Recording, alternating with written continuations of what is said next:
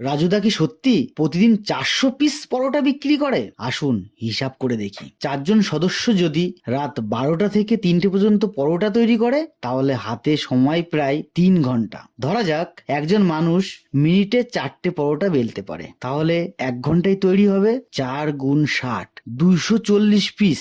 2 ঘন্টায় তৈরি হবে 480 পিস। তাহলে দুজনে 480 গুণ 2, 980 পিস পরোটা, প্রায় 1000 পিস।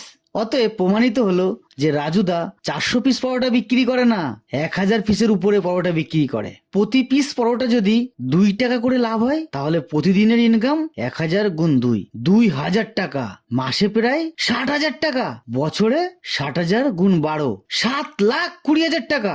যাতে হয় না হাই স্কুলের মাস্টারের মাইনে। হুট বাড়া, আজকের থেকেই পরোটা বিক্রি করবো। गाड़ी स्टार्ट कर। चल चल। हम फर्स्ट।